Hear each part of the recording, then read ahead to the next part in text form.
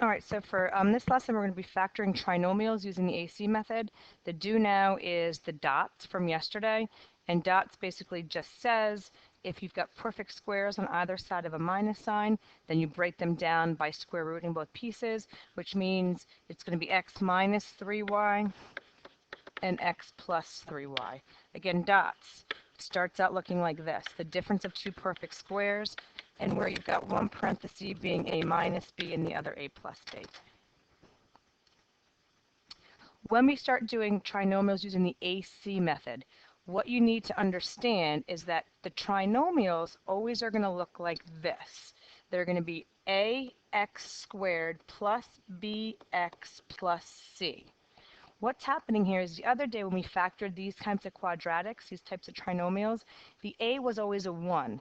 That's where the I am came from. 1x squared, add, multiply. Well, now what's going to happen with AC method is the number attached to x squared, the a, is going to be greater than 1.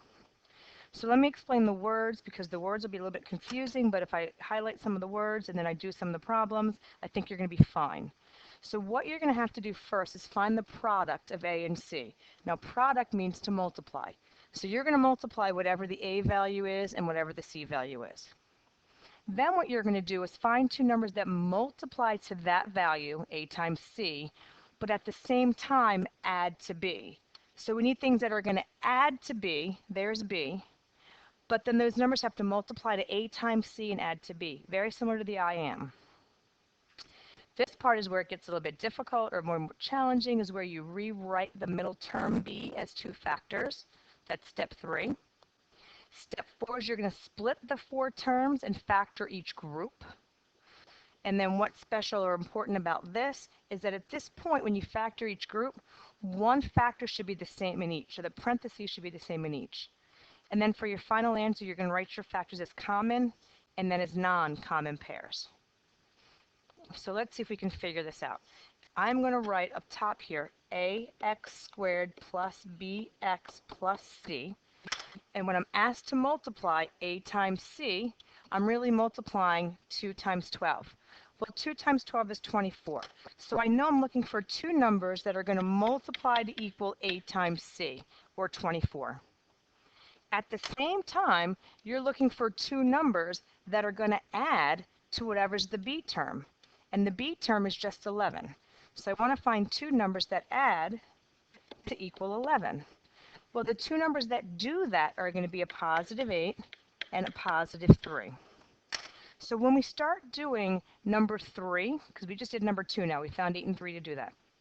When we go to step 3, rewrite in the middle term, here's what happens. You're going to drop down the yellow term, the ax squared term, as is. You're going to drop down the c term, the plus 12, as is. What we're going to do is we're going to rewrite this middle term with these two numbers that we found to work. The middle term is an x value. So when we rewrite 11x with 8 and 3, we have to write it as 8x plus 3x, because 8x plus 3x is just 11x. So we haven't changed the original meaning of the problem. We've just rewritten it. Now what it says to do is split the 4 terms down the middle and then group them 2 by 2 and factor from that. So what I'm going to do is I'm going to box these first 2 terms. I want to factor this by GCF. The GCF of these first 2 terms is 2x. What's left over is x plus 4. And now what I'm going to do is I'm going to take a look at these 2 terms, factor them by GCF. The leadoff coefficient's a positive 3x, so I know my GCF is going to have to be positive. In this case, it becomes positive 3. What's left over in that next parenthesis when I factor out the GCF is x plus 4. Well, you should notice that you have the parentheses being the same. That's your common factor. So that's your common pair.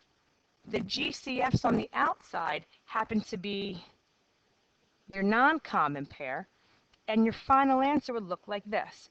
I will take my common pair of parentheses as one binomial and my uncommon pair of parentheses as my other. This is your final answer.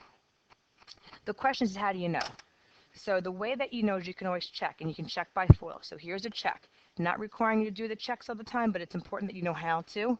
So if I take my factored form and I FOIL it out, 2x squared plus 4x plus 8x plus 12, or final answer of 2x squared plus, what did I do? Oops, you know what? Back up. So sorry. This really should be plus a 3x. Sorry about that, getting carried away over here.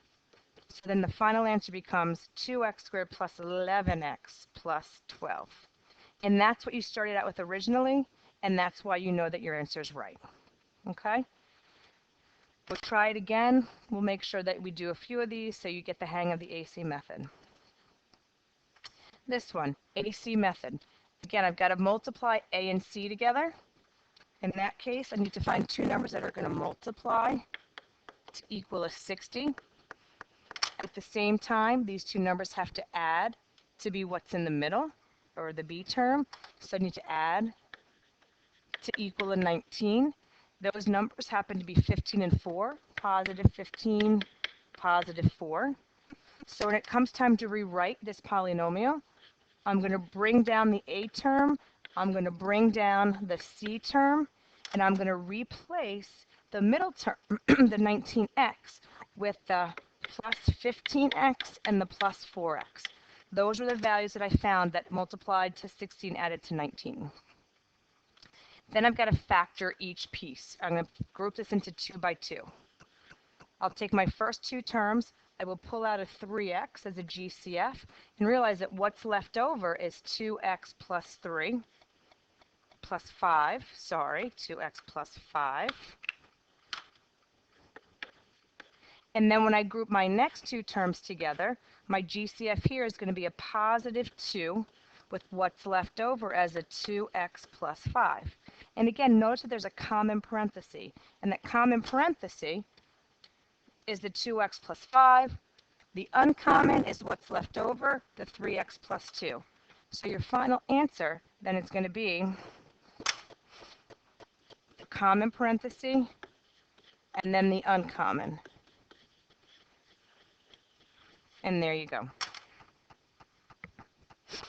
Let's try another one. This one, I'm looking for two numbers that multiply to A times C. A times C is negative 90. At the same time, they're going to add to the middle term, or to B, which is 89. The values that do that are going to be 90 and negative 1. That gives me my negative 90. That gives me my positive 89. When I rewrite this trinomial, I do this 10m squared plus 90m minus 1m minus 9. When I do my groupings, GCF here is 10m. What's left over is m plus 9. What you should be able to do now at this point is the second parenthesis has to be the same. So feel free to go ahead and just write another m plus 9 and figure out what the GCF would have to be to get you back to this original. So the only way to get back to negative 1m minus 9 is to have a negative 1. And negative 1 is in fact the GCF of that second set of terms. So then your final answer becomes, and here I'm going to put the uncommon parenthesis first and the common parenthesis second, and it doesn't really make a difference. This next one, I'm just going to draw a line down here. Next one, I'm looking for two numbers that multiply to AC, which is 42. At the same time, they add to the middle number, which is 17. And the numbers that are going to do that for you are going to be, so we got 42. So, okay, sorry about that. So the numbers that do that are going to be 14 and 3. Whoopsie. So it's positive 14,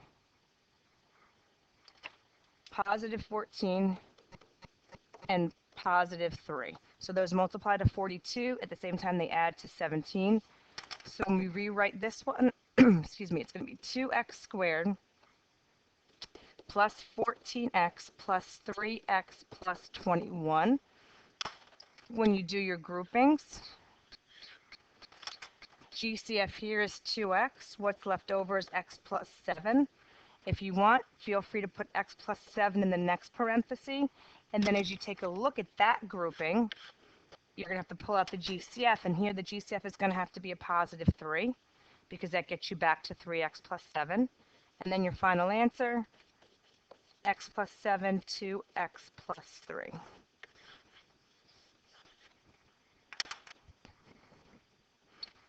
Okay, is that it? We've got two. I'll do these next two, and then I'm going to stop. So on these guys, 8x squared minus 10x minus 3. Again, you're looking for two numbers that are going to multiply to equal negative 24. At the same time, they're going to add to equal negative 10. In this case, you're looking at negative 12 and positive 2. So the rewrite becomes 8x squared minus 12x plus 2x minus 3. When these guys get grouped first, your GCF is going to be 4x. What's left over is 2x minus 3, which means your second parenthesis has to also have that same 2x minus 3. And what's interesting about this one is if you look at the underlines, in terms of their GCF, there isn't one. But what's understood to be if there's no GCF would have to be a positive 1, because 1 times anything is itself. So here you'd actually have a positive 1 coming out as your GCF, and then your final answer would be the common parenthesis and then the uncommon parenthesis. Let's do this next one, and then we'll call it a day. Last guy, we're looking for two numbers to multiply to AC. AC equals positive 6. At the same time, we need them to add to equal negative 7. The numbers that are going to do that will be negative 6 and negative 1. So the rewrite looks like 2x squared, negative 6x, negative 1x plus 3. When you group, 2x excuse me, comes out with an x minus 3 left over. When you group these guys,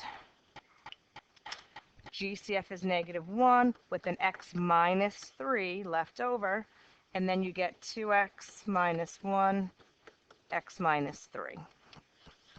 I am hoping this is good and that this is enough to be able to get you through the homework. Good luck.